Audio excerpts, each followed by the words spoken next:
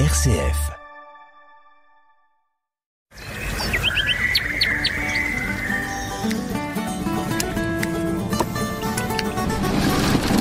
Vous écoutez l'agriculture en question, l'émission qui vous plonge au cœur de l'agronomie. Présentée par Hubert Cartel. Chaque semaine, cultivons ensemble l'avenir de nos terroirs. Bonjour à tous, bienvenue dans notre émission L'agriculture en question et j'accueille aujourd'hui Jean-Marie Lette. Bonjour Jean-Marie. Bonjour Hubert, bonjour à tous les auditeurs. Jean-Marie, au cours d'une émission précédente, on a parlé de la colère des agriculteurs et de toutes les difficultés auxquelles ils doivent faire face dans un contexte qu'ils comprennent de moins en moins.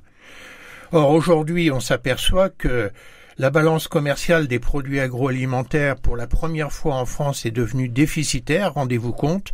On importe plus de produits agroalimentaires qu'on en produit en France. Donc ça, c'est quelque chose qui doit quand même nous préoccuper quand on évoque l'avenir du métier d'agriculteur. Or, aujourd'hui, il y a une question qui se pose vraiment. C'est est-il réaliste que les pouvoirs publics arrivent à sauvegarder l'agriculture, parce que je pense qu'ils ont quand même l'intention de le faire, tout en conservant la réglementation vertueuse qui est imposée en France? Grande question, n'est-ce pas? Ah, grande question. Je serais assez catégorique, je pense que non. En tout cas, c'est mon avis. Tout simplement parce que aujourd'hui, on vit dans un monde ouvert et on ne peut pas aller contre courant de ce qui se fait chez nos voisins. Ou alors, il faut fermer toutes les frontières et vivre en autarcie comme on vivait au XIXe siècle. Mais je ne pense pas qu'on soit parti dans cette direction-là. Quand même, la réglementation vertueuse telle qu'elle existe en France, elle est issue de lois, de règlements, voulus par les consommateurs français, qui s'expriment auprès des responsables politiques, qui votent ces lois. Et donc, il y a tout ce carcan réglementaire qui se retrouve sur l'agriculture et qui fait qu'elle est pénalisée. Oui, alors, Oui, on est quand même en Europe. Voilà, il y a effectivement plusieurs niveaux. Il y a d'abord, si on globalise les choses, il y a un premier niveau de règles qui sont, on va dire, mondiales, et ces niveaux de règles sont plutôt assez basses. La façon dont on produit au Brésil ou dans les autres grands pays producteurs, exportateurs, on est plutôt à des niveaux de normes et de réglementation qui sont plus basses qu'en Europe. On peut même dire que dans certains pays où il y a des espaces agricoles immenses avec des possibilités de production, on a décidé de ne pas mettre de règles. Oui, on peut même aller jusque-là. Oui. Et il y a des grandes sociétés capitalistes qui ont saisi l'opportunité et qui ont des fermes immenses, gigantesques, qui produisent sans règles. Sans règles, avec des produits qui sont interdits depuis 30 ans en Europe.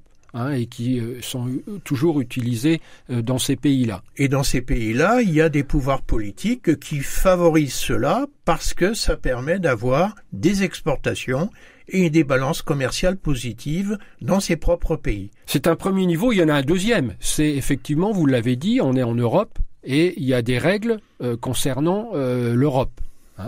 Mais qui sont supérieures, nettement supérieures à ce qu'on trouve partout dans les autres grands pays exportateurs. Mais l'Europe est censée être une zone protégée.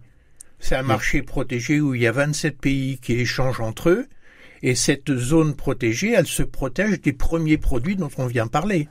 Elle se protège de moins en moins parce que les droits de douane qu'on avait dans les années 80, ils ont largement été réduits. Il en reste bien sûr un certain nombre. Et d'ailleurs, au fil des accords commerciaux qu'on a avec les différents pays, ces droits de douane sont réduits régulièrement. Oui, donc au départ, l'Europe nous protège assez bien de ces produits n'importe comment, mais il y a, dans le cadre des accords de mondialisation de l'Organisation mondiale du commerce, une règle, en tout cas une ligne de conduite, qui conduit à abaisser les frontières douanières, les taxes donc douanières, pour permettre à des pays hors Europe de développer leur production vers l'Europe. Oui, tout à fait. Et ça, c'est ce qu'on appelle les accords internationaux de libre-échange. C'est exactement comme ça. le Mercosur. Comme le Mercosur, comme on a avec le Canada, comme on a avec un certain nombre de pays. Donc ça, c'est le deuxième niveau, effectivement, de réglementation, se font au niveau européen. Et le problème français, c'est que nous surtransposons encore ces règles européennes pour en mettre une couche supplémentaire. On fait de l'excès de zèle, quelque part. On fait quelque part de l'excès de zèle. Le dernier exemple en date, c'est bien sûr les néonicotinoïdes, qui sont autorisés dans tous les pays d'Europe, mais la France a décidé que les betteraviers français ne pourraient pas les utiliser. Pourtant, dans cette affaire, le consommateur, lui, demande à ce que les produits qu'il va consommer soient des produits exempts de tout produit chimique, puisque c'est la guerre aux produits chimiques, et qui soient garants de sa santé. Et donc, on ne peut pas dire que le consommateur français a tort. Oui, mais peut-être que c'est ce qu'on retrouve dans les enquêtes d'opinion, etc., que les Français veulent effectivement consommer des produits de qualité, sauf que c'est pas ce qu'on constate dans les actes d'achat. En fait, si on voit les choses un peu différemment, les pouvoirs publics ont orienté l'agriculture française vers plutôt du haut de gamme.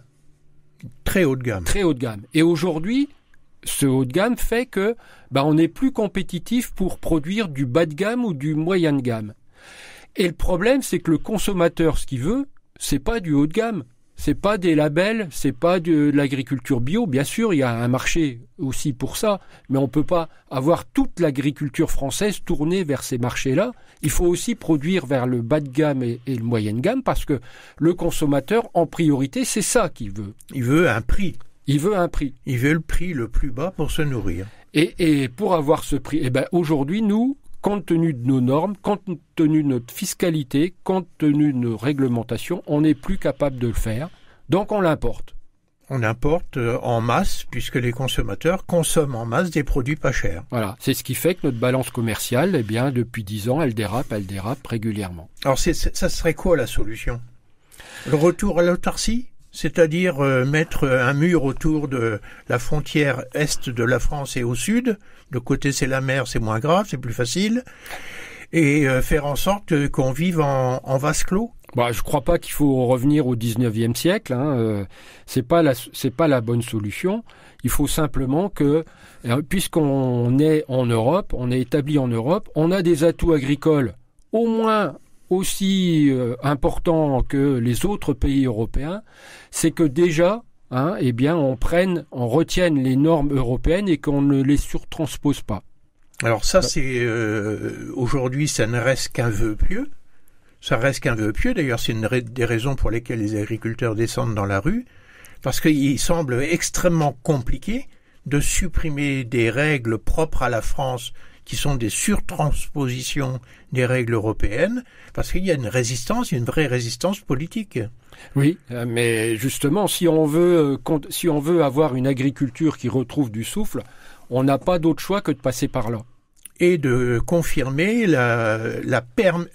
l'imperméabilité des frontières européennes. Alors ça, c'est un autre sujet, effectivement, c'est que, il faut qu'on soit capable de faire des contrôles aux frontières, ce qu'on n'est plus capable aujourd'hui de faire, et à chaque fois qu'on met en place, l'exemple du Mercosur est le bon exemple, à chaque fois qu'on met en place des accords commerciaux, il faut être capable d'éliminer la concurrence déloyale avec des importations qui ne respectent pas nos normes. C'est ces fameuses clauses miroirs qu'il faudrait réussir à mettre en place au niveau de l'Europe. Alors, des clauses miroirs avec des contrôleurs aux frontières européennes, difficiles à appliquer parce que coûteuses notamment, et quoi qu'il arrive, les frontières, pour les rendre imperméables au niveau européen, c'est très compliqué, parce qu'on a quand même des acteurs au niveau européen qui n'ont pas forcément intérêt à jouer ce jeu-là. Chacun des pays a intérêt à limiter l'inflation dans son propre pays et à faire en sorte que le pouvoir d'achat de ses habitants reste maintenu. Oui, et puis on le voit bien dans les accords commerciaux. Aujourd'hui, l'agriculture est devenue une variable qui où certains pays, en fait, ont plus intérêt à vendre leurs voitures ou leurs avions qu'à soutenir l'agriculture. Oui, parce qu'il y a une pression populaire qui est en faveur de cela. Voilà. Donc on est devant une sorte d'équation bien compliquée à résoudre. Et pour que nos auditeurs comprennent bien, donc on a aujourd'hui sur la planète, dans des zones agricoles qui deviennent de plus en plus favorables, notamment avec le réchauffement climatique, on a tout l'est de l'Europe qui a un potentiel agricole extraordinaire, qui permet de produire sans règles des produits qui viennent inonder notre marché français, en concurrence avec les coûts de production des agriculteurs français qui sont bien sûr nettement supérieurs. Et donc s'il n'y a pas un système qui vienne compenser la perte de revenus des agriculteurs dans cette concurrence qui est déloyale, il faut bien le dire, l'agriculture française serait condamnée. Moi, le déficit, enfin la situation financière de la France ne permet pas d'espérer qu'on va soutenir plus largement que ne le fait l'Europe nos agriculteurs français. La vraie solution, elle consiste sans doute à revenir aux normes et aux réglementations qui existent en Europe sans les surtransposer, sans en mettre une couche supplémentaire. Et en même temps que l'Europe se protège mieux et arrête de signer des accords dans le cadre de la mondialisation, dont d'ailleurs on pense que c'est un peu la fin.